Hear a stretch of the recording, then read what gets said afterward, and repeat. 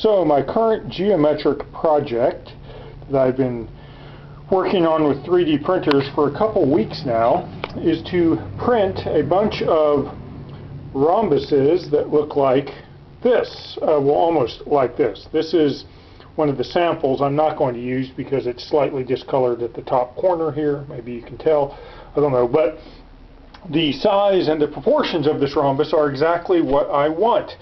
This is called a golden rhombus because the long diagonal, the proportion of the long diagonal to the short diagonal is exactly the golden ratio, and the length of this long diagonal is 250 millimeters, so 25 centimeters, just about 10 inches. And there's also a thickness to this plate.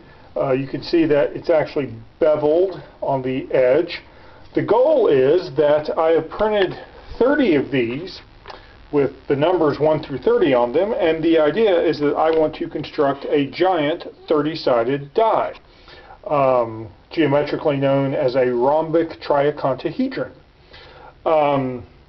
Each one of these plates took about 7 hours to print, and I have gotten them all done, and I have got many of them assembled upside down on my dining room table here.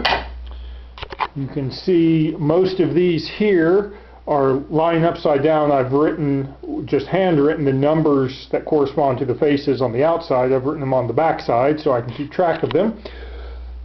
The color coding doesn't matter. That was just various colors of 3D filament I was wanting to use up. All of them on the outside will look like white faces with black numbers, as the sample piece looked like.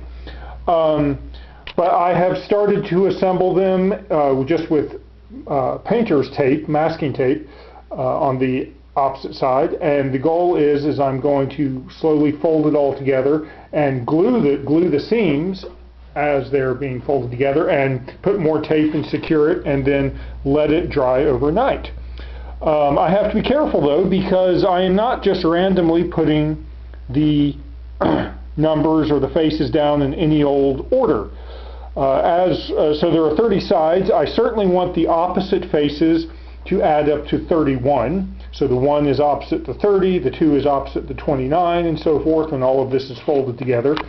But more than that, there's a very specific configuration I am using, which is the same configuration. I don't know, you probably won't be able to see this on the laptop, but that the Dice Lab website that makes a lot of unusual polyhedral dice, they have a very specific arrangement of the numbers 1 through 30 on their 30-sided dice, which helps balance the numbers around the vertices, the 5 vertices and the 3 vertices, meaning that the sum of the numbers around any of the 5 vertices, where 5 faces meet, here and here and here, the sum of those numbers are as close to being equal as possible around the whole die. Same thing with the numbers that meet at 3 vertexes, right here and here and so forth.